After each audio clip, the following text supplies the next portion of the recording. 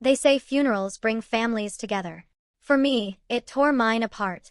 Because on the very day I buried my husband, I discovered the devastating secret my sister had been hiding all along. Before the coffin, before the whispers, before my world collapsed, life looked, at least on the surface, like something close to normal. My name is Rachel, and for years I built my life around quiet routines, a marriage to a man I thought I understood, and a family I naively believed I could rely on. Michael, my husband, wasn't perfect, but I loved him. He was steady where I was impulsive, calm where I spiraled. He worked as an architect, and I used to joke that he built more than blueprints, he built our entire life. We had our two-bedroom house in Portland, our golden retriever Max, and a rhythm that carried us through the years. Sunday morning pancakes, late-night walks when neither of us could sleep, inside jokes that softened even the hardest days. To the outside world, we were enviable. And then there was Lily, my younger sister. She was the wild one, the one who never quite fit into the mold. While I took the practical route, college, career, marriage, Lily flitted through temporary jobs and fleeting relationships. Still, she was my sister, and no matter how frustrated I grew at her lack of stability, I defended her whenever our parents sighed or rolled their eyes. She'll find her way, I'd say, almost convincing myself. Michael was patient with her, too. Maybe too patient, but I brushed it off. He'd lend her money sometimes, claiming she'd pay it back eventually, though she rarely did. He'd listen when she ranted about our parents, nodding in a way I thought was brotherly concern. I chalked it up to his good heart, never questioning it. Why would I? He was my husband, and she was my sister. They were the two people I trusted most in the world. Looking back, I see the cracks I ignored. The nights Michael stayed late at work, and came home smelling faintly of perfume I didn't own. The way Lily always seemed to show up at our house when he was there, even when I hadn't told her I'd be home. Their shared glances I dismissed as paranoia. I told myself I was being dramatic, insecure. That's what years of gaslighting myself had done. I taught myself to silence instincts in favor of keeping the peace. At family gatherings, my mother would gush about how lucky I was to have Michael. Not many men stick around through hard times, she'd say, squeezing my hand. She meant the miscarriage, the one that broke me in ways I didn't let anyone see. Michael had held me then, told me we'd try again, whispered promises into my hair. It was the kind of devotion that blinded me to anything else. Even Lily, with her chaotic energy, played her role in the facade. She'd joke about being the crazy aunt one day, spinning tales about all the adventures she'd take my future kids on. I'd laugh and roll my eyes, secretly comforted by the thought that no matter what, my sister and my husband would always be there for me. But stability, I've learned, can be nothing more than a mask. A carefully arranged stage where everyone knows their lines and sticks to the script, until the curtain inevitably falls. In those early years, I built my identity on the illusion of balance. I was the responsible sister, the devoted wife, the one holding it all together. People admired me for it, and I clung to their admiration like proof that I was doing something right. But underneath the surface, there were tensions I didn't dare name. Jealousies, secrets, betrayals waiting in silence. The night before Michael's funeral, I sat in our bedroom surrounded by photographs. Him and me at the coast, laughing with wind-blown hair. Him and Lily at a barbecue, smiling too brightly for my comfort. Him asleep on the couch, Max curled at his feet. I stared at them until my vision blurred, desperate to stitch together a narrative that made sense, that justified the years I'd poured into us. What I didn't realize then was that everything I thought was solid, marriage, sisterhood, family, was already eroding beneath me. And the funeral, the very moment meant to honor a life ended, would be the day the lies began to unravel. For now, I clung to the illusion. I convinced myself I was loved, I was supported, I was safe. That my sister was my ally, and my husband had been my anchor.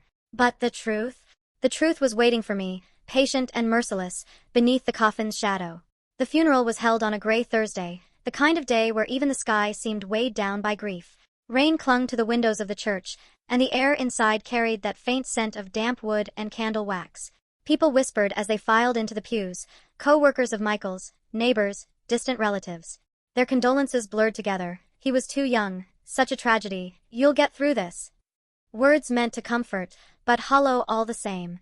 I sat in the front row, hands trembling in my lap. My black dress clung uncomfortably to my skin, and I kept adjusting the neckline just to keep myself from shaking apart. Max, our retriever, was with a friend. Dogs weren't allowed at the service, but I swore I could feel his absence at my feet, a reminder of the life I still had to carry on. Lily sat beside me, dressed in a fitted black dress that looked more suited for a cocktail party than a funeral. Her makeup was immaculate, eyeliner sharp, lipstick bold red. I told myself she was just coping in her own way. Lily had always been dramatic. Still, when she leaned over during the service and whispered, "You'll be fine, Ratch. You've always been the strong one," something about her tone didn't sound like comfort. It sounded like dismissal. Then came the moment that shook me. After the pastor's eulogy, the microphone was opened to family members. My mother went first, her voice quivering as she spoke about Michael's kindness and patience. Then, to my surprise, Lily stood up. She hadn't told me she planned to speak. I watched her walk to the podium, heels clicking loudly against the wooden floor. She placed her hand delicately on the microphone and looked out at the crowd with watery eyes that seemed rehearsed. "Michael wasn't just my brother-in-law," she began, her voice smooth, steady. He was my best friend." A ripple went through the audience. People nodded, murmuring. I felt a strange chill creep across my skin. She went on. "He listened to me when nobody else would. He believed in me when I didn't even believe in myself. He made me feel seen." Her voice cracked perfectly on the word seen, and several people dabbed at their eyes with tissues. I should have been moved. But all I felt was confusion. Since when had Michael been Lily's confidant? Since when had their bond been so deep? I stared at her, searching her face for a clue, some sign this was grief talking. But the way she smiled through her tears, the way she glanced down at me almost defiantly, it unsettled me. When she stepped down, the whispers grew louder. A woman behind me muttered, "They must have been close." I clenched my jaw, forcing myself not to turn around. After the service, as people filtered out to the reception hall for coffee and sandwiches, Lily stayed glued to my side. Every time someone offered me condolences, she would chime in with her own anecdotes about Michael, stories I'd never heard, details that felt too int asterisk mate. "Oh, Michael loved that jazz bar downtown, didn't he, Ratch?" she'd say, and I'd nod stiffly, though I'd never once known him to go there. The first warning bell wasn't a scream. It wasn't even a confrontation. It was subtle, a dissonance, a quiet unraveling of the narrative I thought I knew. And then came the real sting. As I stood by the refreshment table, trying to swallow down tasteless coffee, I overheard two of Michael's co-workers whispering. "Strange how close he was to her sister," one said. "I noticed it at the office parties. They always seemed connected." Connected. That word echoed in my mind like a crack of thunder. I excused myself to the restroom, locking the stall behind me. My reflection in the mirror looked foreign. Pale skin, dark circles, red-rimmed eyes. I pressed my palms against the cool porcelain sink, trying to steady my breathing. Was I imagining it? Was grief making me paranoid? Or had I missed something all along? The first warning bell rang that day, not loud enough to shatter the facade, but sharp enough to pierce through my fog of denial. It was the beginning of a truth I wasn't ready to face. And as I would later learn, it was only the beginning. The funeral ended, but the unease it planted in me refused to fade. The house felt hollow without Michael's laugh echoing down the hallway, yet somehow it wasn't silence that unsettled me most, it was Lily's growing presence.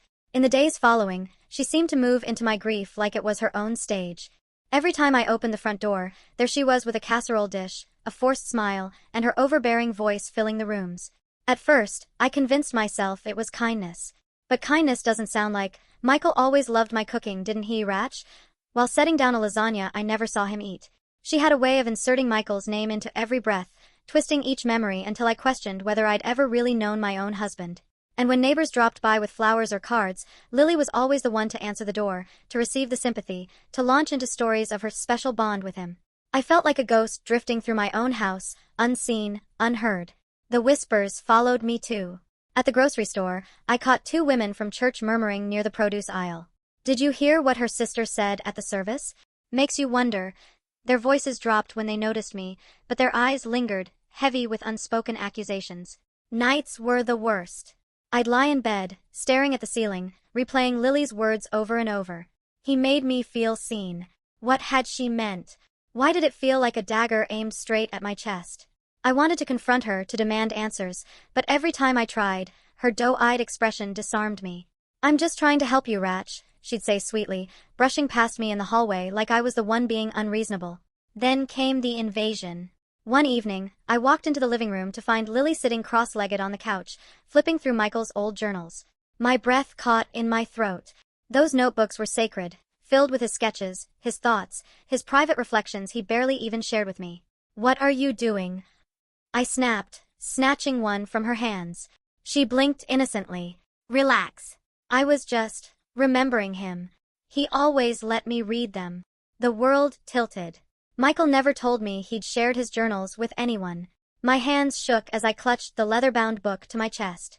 These are mine now, I said through clenched teeth. Her smile didn't falter. Of course. But don't you think he'd want me to hold onto a piece of him too? That night, I locked the journals in my bedroom dresser. But the damage was done. If Michael truly had confided in Lily, then what else had he kept from me? The isolation deepened when I discovered something far worse. A week after the funeral, I logged into Michael's email to handle some outstanding bills. Buried between bank notifications and condolences was a string of messages to Lily. The subject lines were vague. Talk soon. Tonight. Our secret. My pulse thundered as I opened one. Lily, I can't keep lying to Rachel. She deserves to know the truth. We'll figure this out soon, I promise. I felt the air leave my lungs. The room spun, my body trembling so violently I had to grip the desk just to stay upright. My husband, my faithful, loving Michael, had written those words to my sister. I couldn't breathe. Couldn't think. The betrayal wrapped around me like barbed wire, each thought slicing deeper. I wanted to scream, to rip the laptop from the desk and smash it against the wall. But instead, I sat there, frozen in silence, as if moving would make it more real. When I finally confronted Lily the next morning, she didn't flinch. You went through his email? She asked calmly, as though I was the one crossing lines. What were you hiding from me?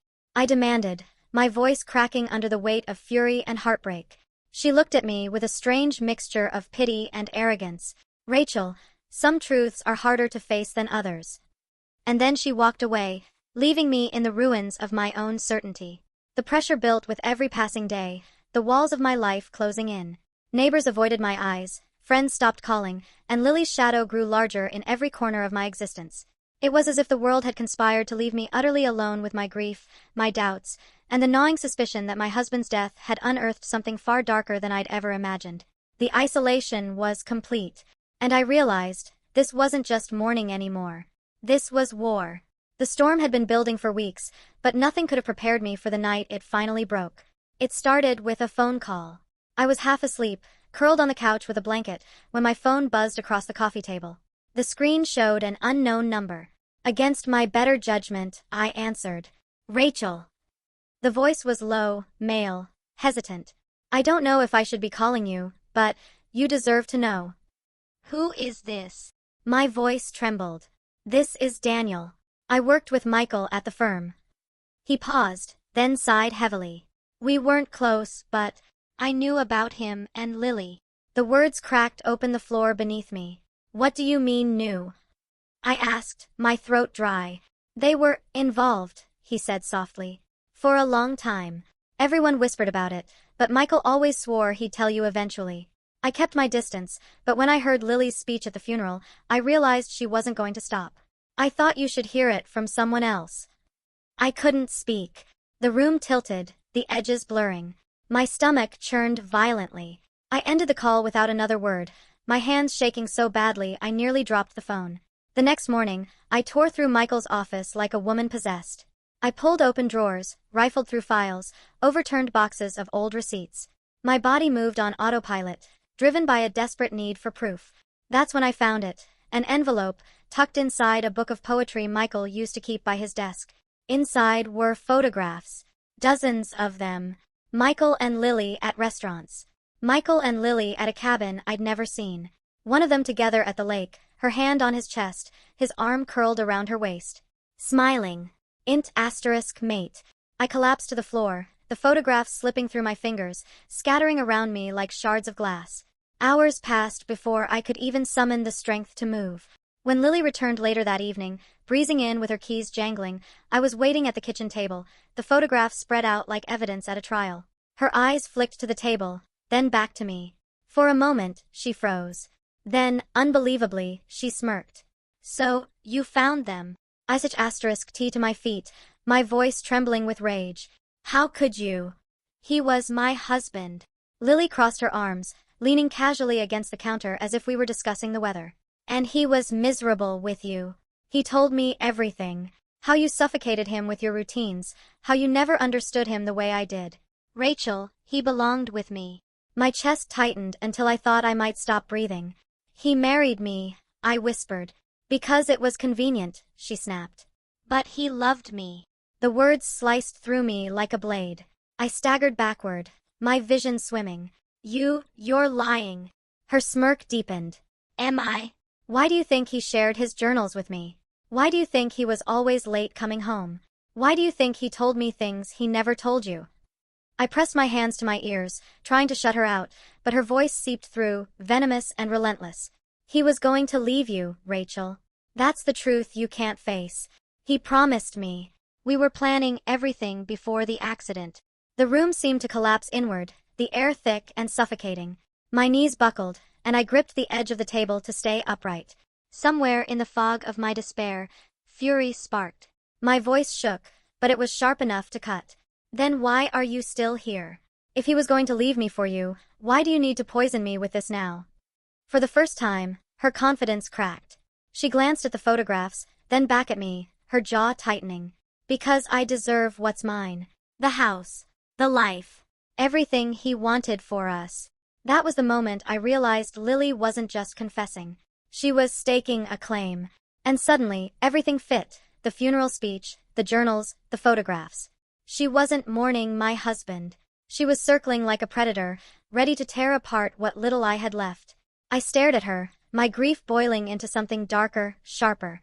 If she thought I was going to crumble and hand over my life, she didn't know me at all. This was no longer about Michael. It was about survival. And Lily had just declared war. The night after Lily's confession, I couldn't sleep. I lay in bed staring at the ceiling, her words replaying like poison on repeat. He loved me. He was going to leave you. Every muscle in my body ached with grief and fury, but underneath that pain, something new was stirring, resolve. If Lily wanted to wage war, she had no idea who she was dealing with. By dawn, I was up, pulling boxes from the attic, combing through Michael's old belongings with a new purpose. This time, I wasn't looking for proof of his betrayal.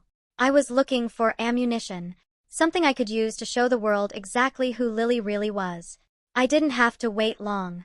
Inside one battered shoebox, buried beneath tax returns and receipts, I found a stack of letters, handwritten notes, all in Lily's unmistakable cursive. Some were love letters to Michael, but others were darker.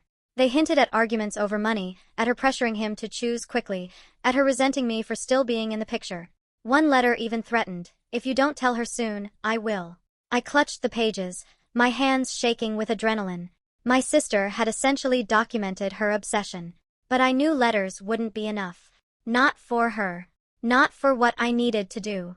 So I called Emily, my closest friend since college, the only person who had stood by me through the funeral. She listened as I poured everything out, the photographs, the journals, the letters. When I finally fell silent, her voice was firm and steady. Rachel, you can't just let her rewrite your life. You need to expose her. And I'll help you.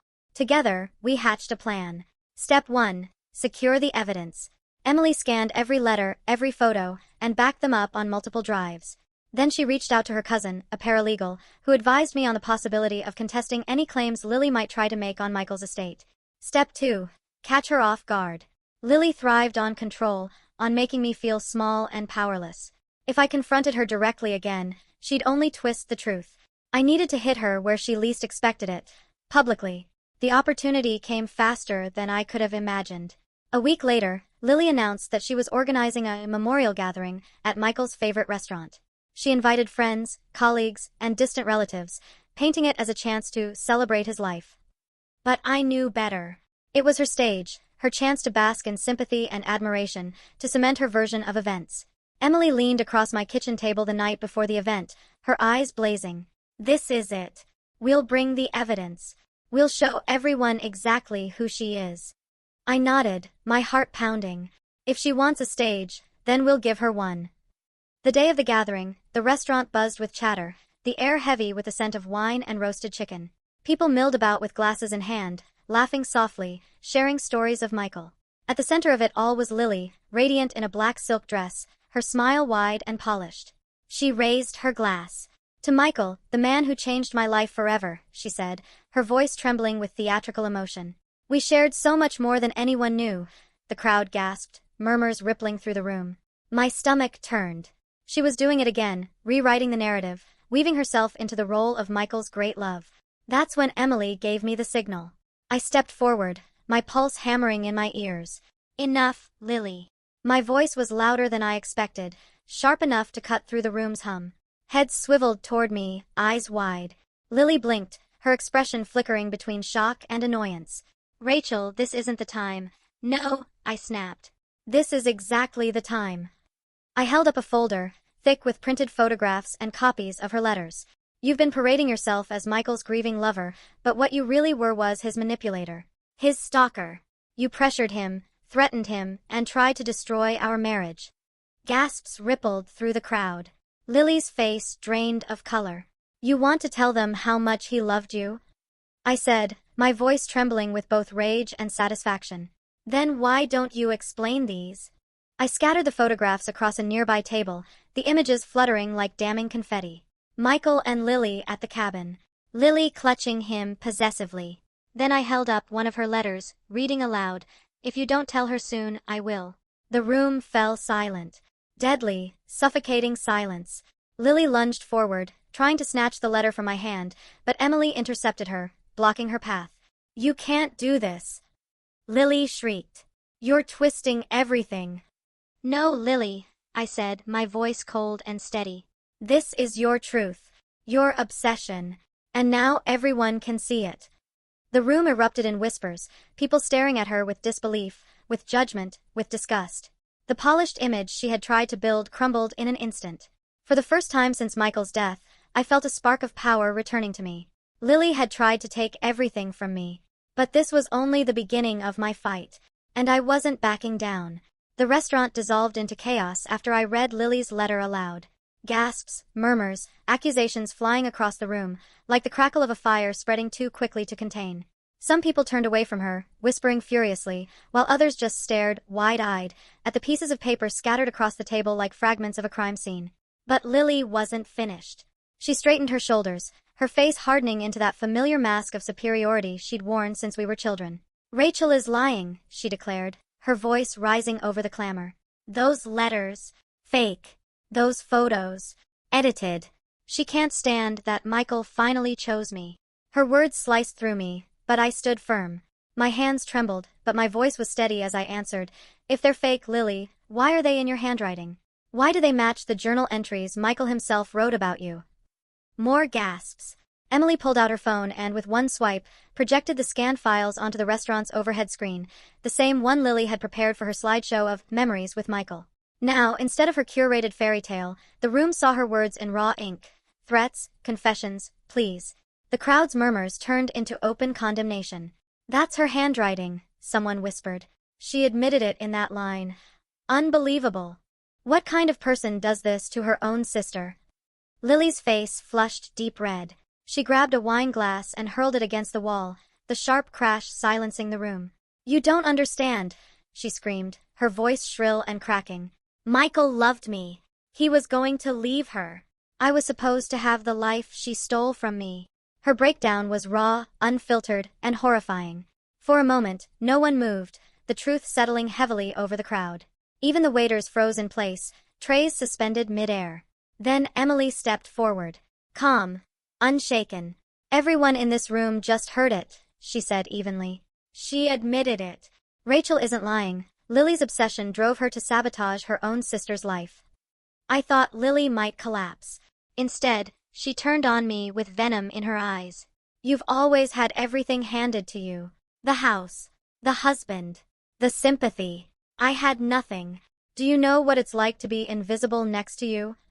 Her words struck, but instead of pain, I felt a strange clarity. I finally saw Lily for what she was, not the sister I had once loved and trusted, but a woman so consumed by envy that she destroyed every bond between us. I faced her squarely. "You had a choice, Lily. You could have been my family, my support, my ally. But instead, you chose lies, deceit, and betrayal. You chose this." I gestured to the room filled with shocked faces, to the letters still projected on the screen. "And now you'll live with the consequences." Lily's expression crumbled. She looked around desperately, but there was no sympathy left in the room. Her audience had become her jury, and the verdict was clear. Someone called security. Two men in dark suits entered, approaching cautiously as Lily ranted incoherently, insisting Michael had promised her everything. They escorted her out as she screamed my name, a guttural sound that sent a chill down my spine. The restaurant slowly returned to life, but the mood had shifted. Guests whispered words of sympathy to me, others shaking their heads in disgust at Lily's display. The image of her, red-faced, screaming, clutching at her lies, was burned into everyone's memory. As Emily guided me to a chair, my legs finally giving out, I realized this wasn't just a confrontation. It was the end of an illusion.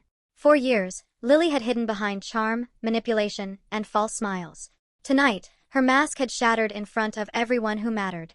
And I knew this was only the beginning of the fallout, because the final battle with Lily wasn't over. But for the first time since Michael's death, I believed I could win. When I finally stepped out of the restaurant that night, the crisp evening air hit my face like a wake-up call. For the first time in months, I wasn't carrying Michael's death like a secret burden tied to my chest. Instead, I felt the weight shifting onto Lily, where it belonged. Emily walked beside me, her hand warm on my shoulder. "It's over," she whispered. She showed everyone who she really is. But deep inside, I knew it wasn't over. The mess Lily had left behind couldn't be cleaned up in one dramatic showdown. She had poisoned relationships, spread rumors, and planted seeds of doubt that had already taken root. In the days that followed, the fallout was everywhere. Relatives who had once hung on Lily's every word now avoided her calls. Her friends, those who had gleefully joined her crusade against me, deleted old photos with her, afraid of being associated with the scandal.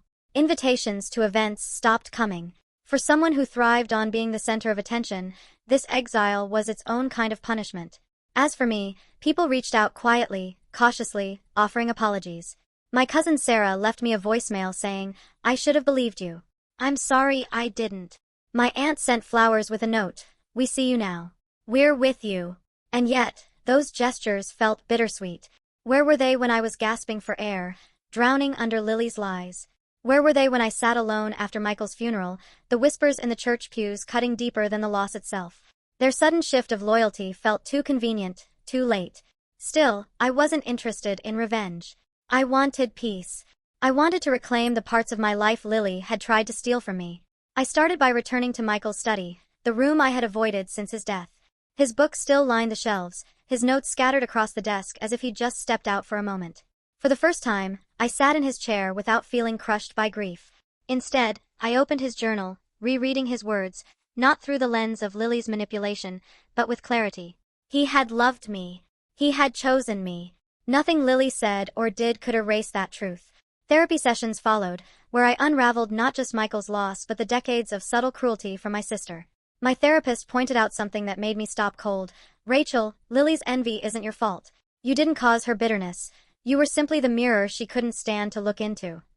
Those words freed me in a way I didn't expect. For years, I had twisted myself into knots trying to appease her, make her feel included, minimize my own accomplishments so she wouldn't feel overshadowed. But no amount of shrinking myself could have filled the void inside her. The final step came when Lily reached out one last time. It was a letter, scrawled messily on cheap stationery, slipped under my apartment door. She begged me to meet her, claimed she had proof that Michael had really loved her, that she had been wronged, that I was cruel for exposing her. The words reeked of desperation, the handwriting jagged and uneven. I didn't respond. I didn't need to.